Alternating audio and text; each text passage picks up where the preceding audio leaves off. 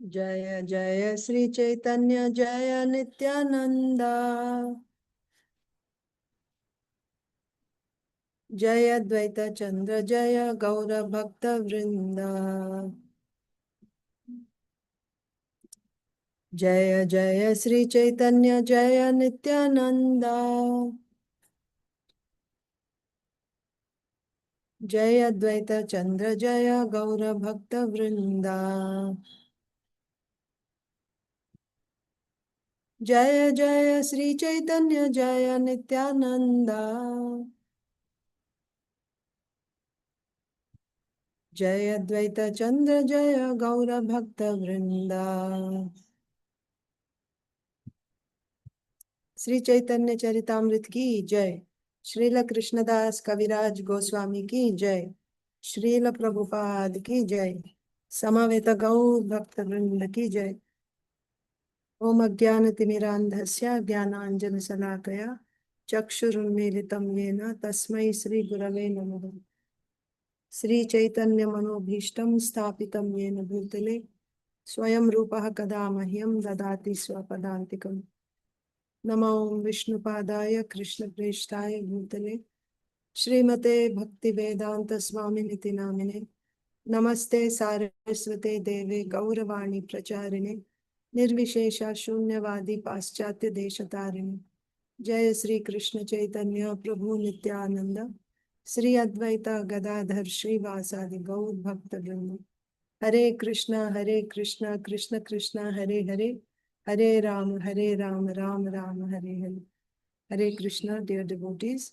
I welcome you to today's Śrī Caitanya Charitamrita session. Today is April 17th, 2026.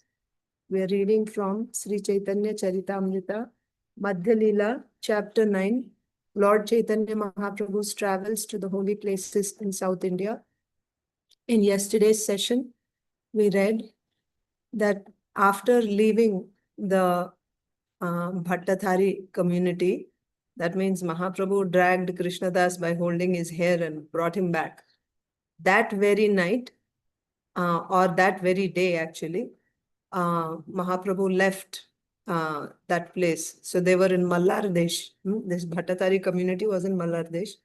So that very night, they went, or that very day, they arrived at the banks of the Payasvinī River. They took bath. Mahaprabhu took bath in that river and came to the temple of Adikeshava temple. There, Mahaprabhu took darshan of Lord Keshava, and seeing Keshava, he was overcome by love. He offered obeisances, he chanted various prayers, recited various verses in glorification of the Lord. He danced and he sang a lot in front of Sri Keshava. And all the people there who saw Mahaprabhu's ecstasies and his love, they were wonderstruck. They had never seen anything like that. And everybody honored Sri Caitanya Mahaprabhu. They offered him Parama Satkar. They received him very, very well. Then Mahaprabhu sat in an Ishta Goshti with the great devotees in Adikeshava temple. And during that time, while he was discussing with them Krishna Katha, he found a chapter of Sri Brahma-saṁhitā. Receiving this Brahma-saṁhitā chapter, Mahaprabhu became very, very pleased. How pleased? There were symptoms of ecstasy manifest in his body by seeing this scripture. There was trembling in the body. There were tears flowing from his eyes. There was perspiration all over his body. And he was stunned. And there was, hair standing all over his body, pulaka. All these transformations happened in the person of Sri Caitanya Mahaprabhu on seeing this scripture, on receiving this scripture. One chapter of Sri Brahma-saṁhitā, the 5th chapter. Why? Then we read what is the glory of Sri Brahma-saṁhitā. Srila Krishnadas Kaviraj Goswami says, there is no Siddhanta Shastra which is equal to Sri Brahma-saṁhitā. Siddhanta means the philosophy or conclusion. So, in presenting the conclusive truth, there is no scripture which is equal to Sri Brahma-saṁhitā. And there is no scripture like Brahma-saṁhitā which gives the glories, knowledge about the glory of Lord Govinda. Right? The supreme knowledge. Sri Brahma-saṁhitā gives the supreme knowledge of the glory of Lord Govinda. In very few words, it gives unlimited knowledge. Alpakshare kohe siddhanta apar. Therefore, Sri Brahma-saṁhitā is the essence of all the Vaishnava Shastras. Sakala Vaishnava Shastra Madhya ati sar. So, we'll see what happened after that.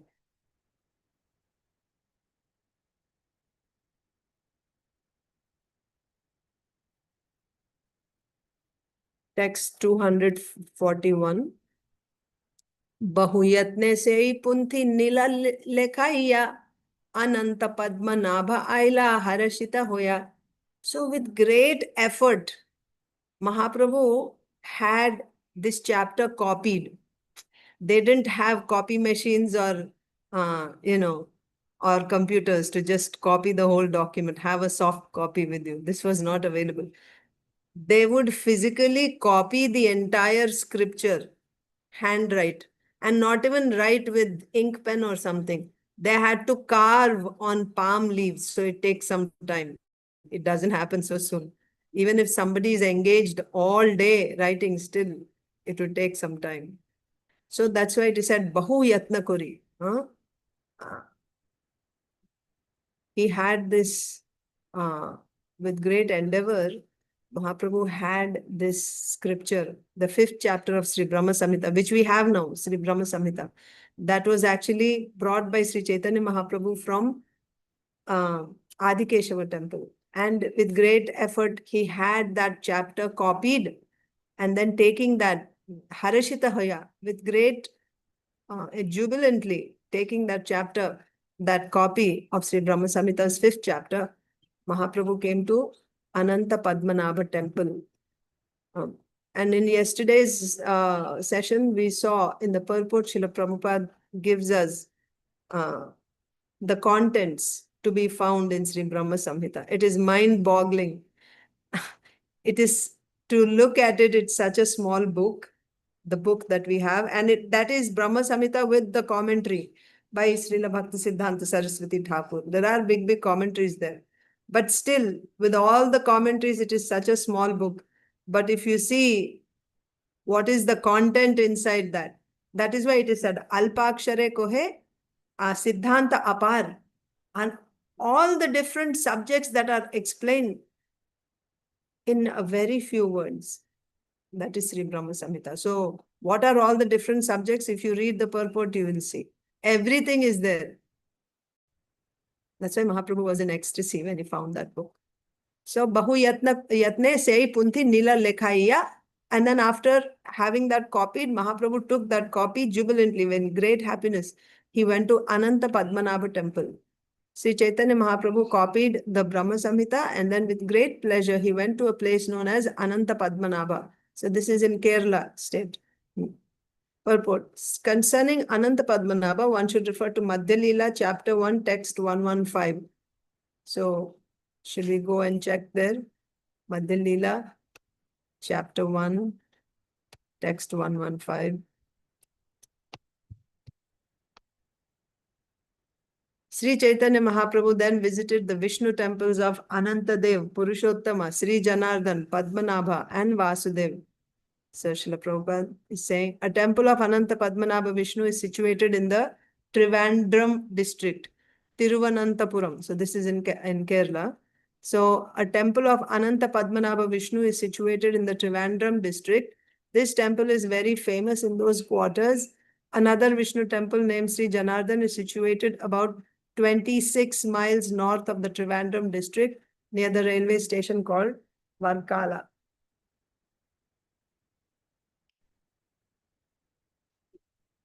Okay, so now we'll continue.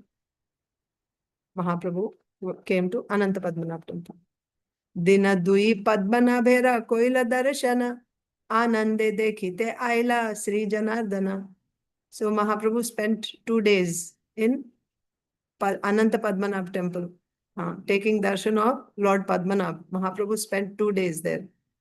Then ānande dekhite āilā Śrī Janārdana. And then in bliss, in great ecstasy, after taking darshan of Ananta Padmanābha for 2 days, Mahaprabhu came to take darshan of Śrī Janārdana. Śrī Caitanya Mahāprabhu remained for 2 or 3 days at Ananta Padmanābha and visited the temple there. Then in great ecstasy, he went to see the temple of Śrī Janārdana.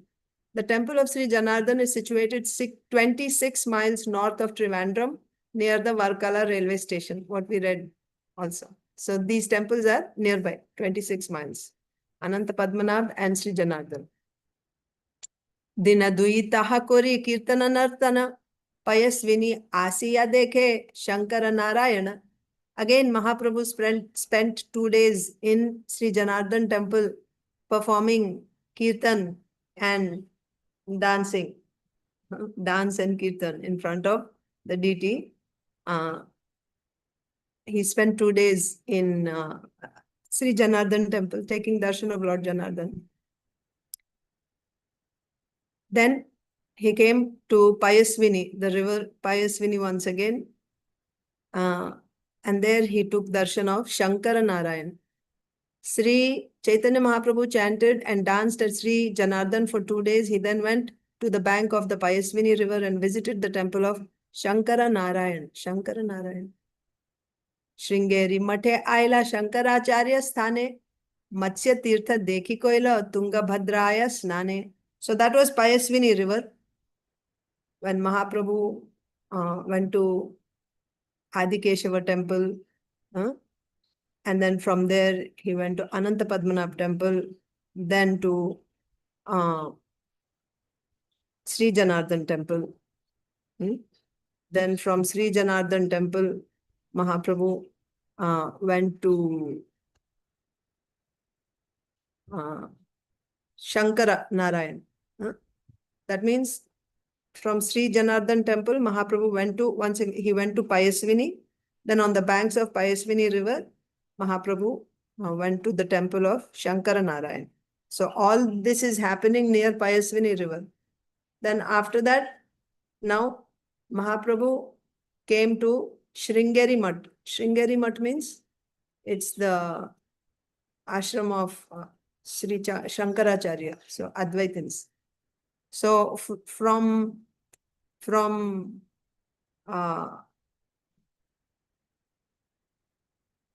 Payasvinī, Mahaprabhu came to śṛṅgeri-maṭhe, to the place of Śaṅkarācārya. Matsya tirtha dekhi kaila Tungabhadraya-sthāne. That means he came to śṛṅgeri-maṭhe, the place of Śaṅkarācārya. There, in that place, he took darshan of, he came to Matsya tirtha. That means the holy land of Lord Matsyadev, right? Matsya tirtha. And then, where was that? It was on the banks of river Tungabhadra. So Mahaprabhu took bath in the river Tungabhadra. So one thing you can see, wherever Mahaprabhu went, he's taking bath in different rivers. In Kritamala, in Tamraparni, then Payasvinī, now Tungabhadra, like that. So he came to śṛṅgeri-maṭhe, took darshan of Matsya tirtha, and then took bath in Tungabhadra. Then he saw the monastery known as śṛṅgeri-maṭhe, the abode of Acharya Shankar. He then visited Matsya tirtha, a place of pilgrimage, and took a bath in the river Tungabhadra. Purport. The monastery known as śṛṅgeri-maṭhe is situated in the state of Karnataka.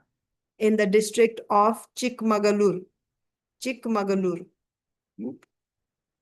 śṛṅgeri-maṭhe is in the state of Karnataka, in the district of Chikmagalur. This monastery is located at the confluence of the rivers Tunga and Bhadra. Tunga Bhadra, so there are actually two rivers, Tunga and Bhadra. Tunga Bhadra. So because the monastery is, and it is placed at the confluence of these two rivers, Tunga Bhadra, 7 miles south of Hariharapur. The real name of this place is Śrīngeri or Śrīngeri-maṭhe, and it is the headquarters of Śaṅkara-Carya. So this monastery is called śṛṅgeri-maṭhe because it is in a place called Śrīngeri, because it is in Śrīngeri. Or it is, the place is also called Śrīngeri-maṭhe. And it's the headquarters of Śaṅkara-Carya. Śaṅkara-Carya had 4 principal disciples and he established 4 centers under their management. In North India, at Badrikashram, the monastery named Jyotir-maṭhe was established. Okay, so Śaṅkara-Carya, Śrīpad Śaṅkara-Carya has established 4 monasteries. So he had 4 principal disciples, and under their management, he established 4 centers. One is in North India in Badrikashram, and it is known as Jyotir-maṭhe. Then the second one is at Purushottam. The Bhogavardhana or Govardhana monastery was established. Purushottam means Jagannath Puri.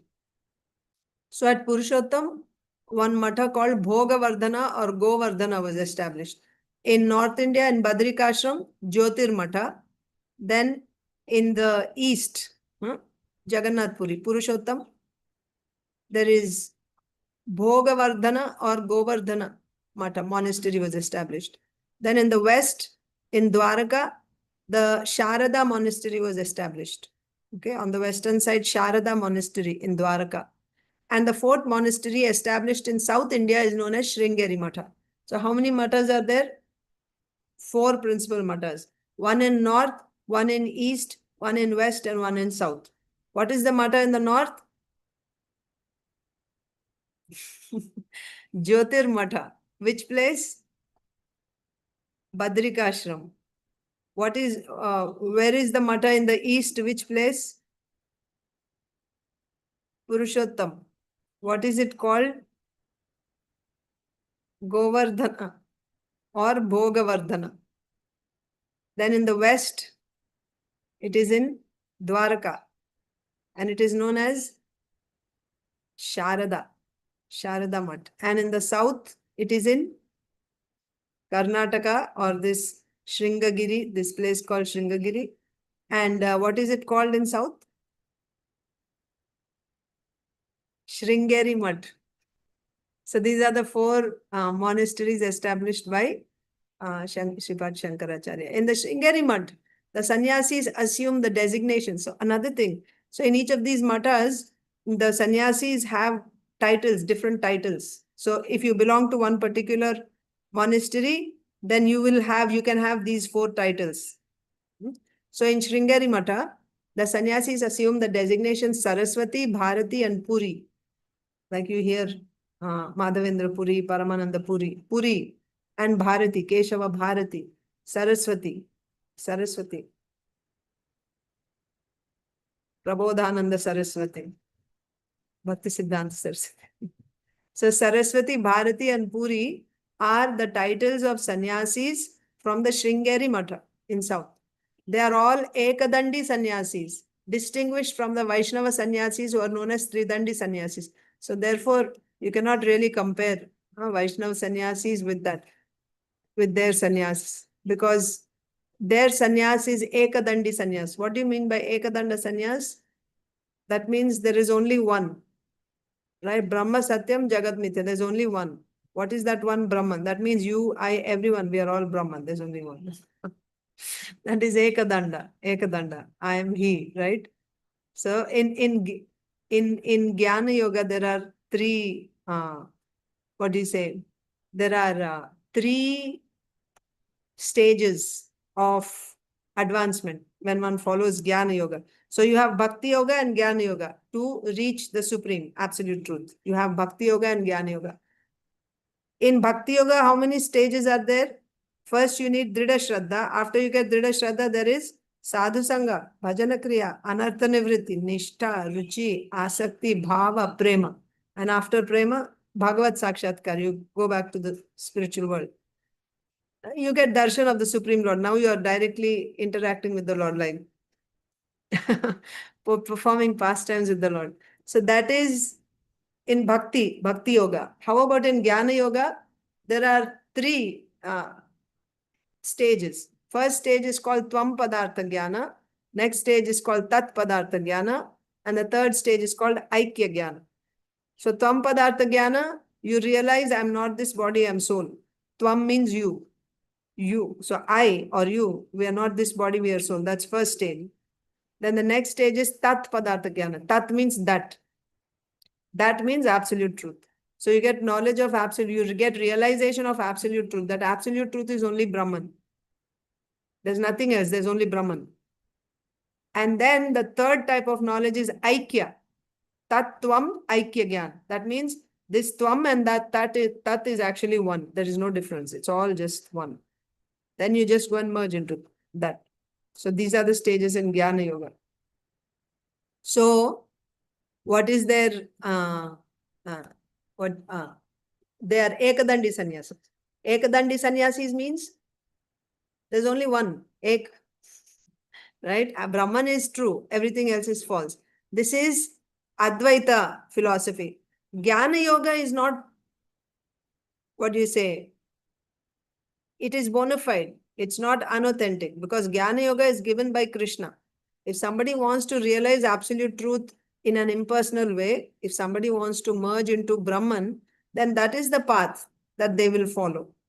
Why somebody will take that path?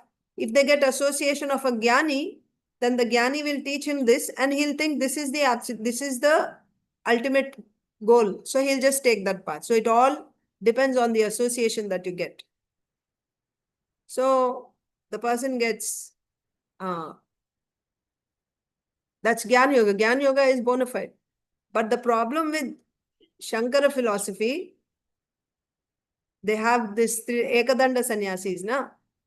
The problem with them is not that they are aspiring to merge into Brahman. That's not the problem. The problem is they say only Brahman is true, everything else is false. That means even Krishna's form is false. Form is false. It is material, therefore it is false. Lord Vishnu's form, Kurma, Varaha, Matsya, Lord Ramchandra, all the forms of the Lord, they are also material. And that is an offense. So this is the difference between Mayavadis and Brahmavadis. Brahmavadis are no problem. They'll just go and merge into Brahman. Mayavadis will merge into Brahman? No. Because they're committing an offense to the Lord. Achyuta Bhava Varjitam. They don't have Achyuta Bhava. Achyuta means the Lord, the infallible Lord. ऐसे भगवान को अच्युत भाव नहीं है. मतलब they consider the Lord's form to be material. They don't, even though they are worshipping the Lord, even though they're chanting his names, but their understanding, their idea is this is a material form and this also has to be destroyed eventually. And then everything is one. So therefore Vaishnavas never accept Ekadandi sannyas. Vaishnavas accept Tridandi sannyas. What is Tridandi sannyas? Three. What do those three stand for? Body, mind, and speech. So what do I have in my possession? I have my body, I have my mind, and I have my speech, my power to speak. So body includes all your senses, hands, legs, everything. So my body, my speech, my power, the abilities of my body, ability of my speech, and the ability of my mind, I engage everything in the service of the Lord. That is a Vaishnava sannyasi. So you see the difference between Ekadandi sannyasi and Vaishnava sannyasi. Ekadandi sannyasi, Ekadanda is indicating I am he, because I am that Brahman, because there's only one Brahman, everything else is false. There is offense there to the Lord. especially when it is Advaita philosophy, they consider the Lord's body to be material. The Brahmavadis don't consider the Lord's body to be material. They know, they accept the Lord's body to be transcendental, but our goal is impersonal. We are not interested in that. This is our goal. So there is no offense there. You have a choice where you want to be. So that's the thing. They are all Ekadandi sannyasis, distinguished from the Vaishnava sannyasis who are known as Tridandi sannyasis. The śṛṅgeri-maṭhe. So why we are discussing this? Because Mahaprabhu arrived at śṛṅgeri-maṭhe, which is the principal center of Śaṅkara-cārya in South India. The śṛṅgeri-maṭhe is situated in South India in a portion of the country comprising. So the śṛṅgeri-maṭhe covers which areas? That means it's the headquarters for all these places. In a portion of the country comprising Andhra, Dravida, Karnataka, Kerala. Dravida is Tamil Nadu. So Andhra, Dravida, Karnataka, Kerala. All these are covered by the śṛṅgeri-maṭhe. The community is called Bhurivara and the dynasty is called Bhurbhuvaha. Dynasty means parampara, I'm assuming, because this is by disciplic succession. So the dynasty or parampara is called Bhurbhuvaha and the community is called Bhurivara and the matha is called śṛṅgeri-maṭhe. And what are the titles of sannyasis there? Saraswati, Bharati and Puri. What is the community called? No. śṛṅgeri-maṭhe is the title of the temple, or it's the name of the temple. śṛṅgeri-maṭhe. Because it is in the place called Śrīngagiri, so it's called śṛṅgeri. Maṭhe means temple. What is that community called? Bhurivara. Bhurivara is the title of the community. And what is the parampara called? The dynasty called Bhurbhuvaha. Right? Bhur means Bhuloka, Bhuva means Bhuvarloka. So Bhurbhuva. The place is called Rameshwara and the slogan is Aham Brahmasmi. śṛṅgeri-maṭhe ke bare mein bol raha. The place is called Rameshwar and the slogan is Aham Brahmasmi. What is their slogan? I am that Brahma. Aham Brahmasmi. The deity is Lord Varaha. That's the problem now. They worship the Lord, but their understanding is his form is material. The deity is Lord Varaha and the energetic power is Kamakshi. The other thing is, because they see everything as Brahma, so they don't see all controllers, like whether it is a demigod or Lord Vishnu, everyone on the same level. That's another offense. So who is their deity? Lord Varaha and the energetic power is Kamakshi. Kamakshi is like Durga Devi. The Acharya is Hasta Malaka, and the Brahmachari assistants of the sannyasis are known as Chaitanya. Śrī Caitanya Mahāprabhu retained the name of a Brahmachari. After accepting sannyas, usually you'll get, because he took sannyas from Keshav Bharati, his name would have been Bharati. But he kept the name of a Brahmachari to show that Vaishnavas, to maintain that humility that I am always a servant. Because the Brahmacharis are, these titles indicate, so simply by their name, like Keshava Bharati, when you hear Keshava Bharati and there'll be other sannyasis, they'll have Bharati names. By hearing Bharati, immediately you'll understand, oh, this is a sannyasi from śṛṅgeri-maṭhe. Similarly, the Brahmacharis of that math also have some titles. For example, Chaitanya. So by hearing the name Chaitanya, immediately you'll understand, oh, this is a Brahmachari who assists the sannyasi, a servant of the sannyasi, like that. Mahaprabhu, in spite of taking sannyas, willfully kept the name of a Brahmachari, Chaitanya. So he's setting example here, showing us that we are always a servant, right? Not the master. Because when you become sannyasi in the Advaita school, you know how they call you?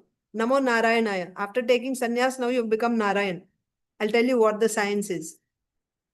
How do they differentiate between living entities and Ishvara, Differentiating between the living entity. Ishvara means the Lord, controller. Because in the end, everything has to be destroyed. But still, there is difference, right? Krishna is lifting Govardhan. You and I cannot lift Govardhan. So you have to show some difference there. He is more powerful. How will you show that? According to them. Oh, he is Ishvara. He is controller. Controllers have more power. Then what is the difference? They have more power means... so, the living entity is also Brahman. Ishvara is also Brahman. Living entity is Brahman reflected on Antakarana. Antakarana means like you have a subtle body, mind, a particular nature, Antakarana. This Antakarana is made of passion and ignorance, Rajotama. So when Brahman, like my form is reflected on the mirror, I see my image in the mirror. Like that, when Brahman reflects on these Antakaranas, that means subtle bodies, Antakaranas, that are made of passion and ignorance. When Brahman is reflected on Antakaranas, there are so many Antakaranas. You have a different one, I have a different one. There are millions, billions of Antakaranas. When Brahman reflects on these Antakaranas, then Brahman will appear in so many forms, like Rasapriya, like Archana Bhakti Mataji, like that, so many different people, right? That Brahman reflecting on different Antakaranas appears in different forms, and these forms are Jivas. But the same Brahman, when he is reflecting on Sattva Guna, Vidya, means goodness, mode of goodness. Because Antakaranas are passion and ignorance, they are saying. But when that Brahman reflects on Vidya, Vidya means mode of goodness, then that form is Ishvara. Ishvara can be Lord Narayan, can be, Lord Shiva, Surya, Ganesha, Goddess Durga, Ishwaras. That's why they have what is called Panchopasana. They worship 5 forms. Demigods, Lord Vishnu's, all on the same platform. This is the idea in the Hindu temples when you see in the West. They have all deities, demigods, Jagannath, Krishna, Ramchandra, Lord Ramchandra, everybody on the same platform. It's an offense to keep the Lord and demigods on the same platform. But this is the idea, right? Because this is the Advaita philosophy is that when Brahman is the only truth, this world is false. And in this world, you will find living entities and Ishwaras also, because from time to time, there are avatars of the Lord performing pastimes. You have Lord Ramchandra, you have Lord, all the pastimes that we hear of the Supreme Lord.